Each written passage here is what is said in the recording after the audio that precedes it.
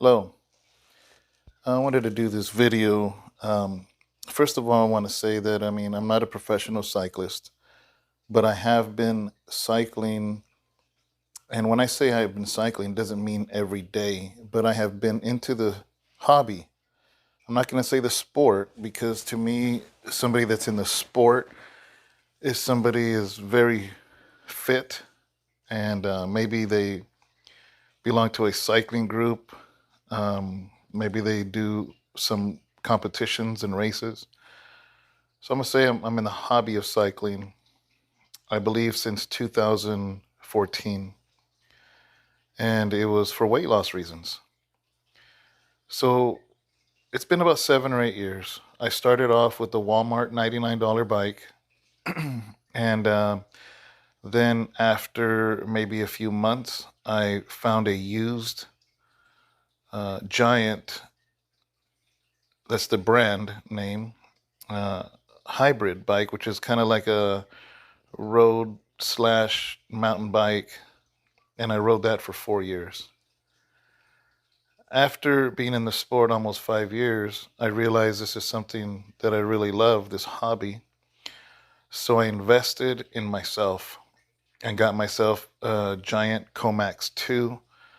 It's a carbon fiber frame. This is the bike that I still have, and I love it. You can condition yourself on any bike. But if you want to go to the next level, and I'm not saying I know everything about cycling, but I do want to share what I do know, especially with this ride coming up next year, riding down Highway 1 from San Francisco to Santa Monica. And myself, I'm 50 years old, and being the weight that I am, obviously I have some weight to lose, some conditioning to do, some muscle to work on for that type of distance. So I wanted to share with you some of the things I feel are essential in conditioning that are going to help you. The first thing I want to mention is a cadence sensor. The cadence sensor, it's a little tiny sensor that attaches to one of your cranks, where your pedals are at. And it basically counts every time it goes one full turn. And so it does a count of how many turns or revolutions it makes in 1 minute. That's important. Why is that important? I'll be honest with you. When I used to ride, I didn't realize before I had a cadence sensor, I didn't realize that I would pedal and stop, pedal and stop. So I never truly conditioned myself to keep spinning.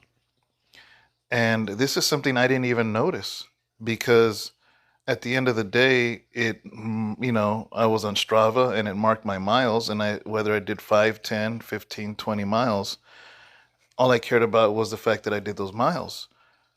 What I didn't take into account is I never had a cadence sensor. So I was never able to really notice that I didn't really fully pedal all the time. I would just pedal enough to coast, pedal enough to coast, pedal enough to coast. And as you know, yeah, at the end of the day, you're like, yeah, I did 20 miles, but how much did you really pedal? A cadence sensor um, always lets you know how much you're spinning your crank, how many revolutions, how many times you're pedaling in a minute. And I'll explain how you know that in a minute. But other than the cadence, there's another important thing that I have, which is a Garmin sensor. Um, this sensor is very, very important I'll say to save your life. Uh, I don't know how long it's been out. It's new to me, but it attaches to my seat post. And this lets me know when a car is coming up behind me. I have found this so critical because before I was constantly looking back, and there's many times because I was looking back, I almost hit a pothole, almost didn't see a car door opening in front of me by somebody parked. Um, and this is dangerous.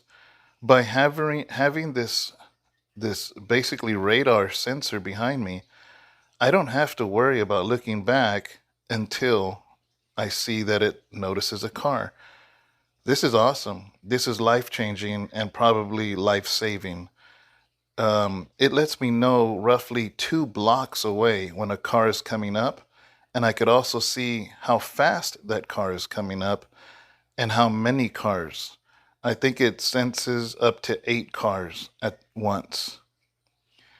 And how do I know this? Well, I will explain that because the way I know the cadence is the way I know the cars that are behind me. The third thing I want to talk about is an armband heart rate monitor. This is also key and important to conditioning myself for that long ride down Highway 1. As you all know, every single one of us has a limit to how much our heart can take. And this is a great way to know when you've reached that point, especially going up hills. You got to know your limits and when to stop. I have a friend that, thank God, he's still alive, but he, when he was younger, was actually riding up a hill and had a heart attack because he didn't know he had pushed his limit. And not only for heart attack reasons, but also as you're conditioning, you want to get your heart rate up, whether it's fat burning or whether just building your heart, your cardio. It's good to know what your heart rate is. Now, all three of these, the radar sensor, the cadence sensor, the heart rate sensor, how do you know these numbers as you're riding? It all comes down to your bike computer. For years, I only rode with my phone in front of me. But by riding with my phone in front of me, it's been great, but it has its limitations. For instance, it kills my battery very quickly. And the last thing I want to do is go on a bike ride and I get a flat. And by using Strava and using my heart rate monitor and using all these things, I can't use my phone because it's dead now. So I have a bike computer, and my bike computer connects all of these sensors into one. As I'm riding, first of all, this specific bike computer is the one I chose after doing much study for what I wanted, for what I like. It's the perfect bike computer. This computer connects all of these sensors, the cadence, the radar behind me, the heart rate monitor, all of it, along with my speed. I can see how fast I'm going. I can see the average speed. I can see the elevation. I can switch and see the GPS map. I can preload rides. So if I have a group of 20 riders and we're going to go through a city or whatever, I can make up the map, send it to each of them, and if they all have a bike computer, it will tell them when to turn right, when to turn left, when to go straight, and when they've gone off track, it'll beep and reroute them to the right direction. This bike computer is essential.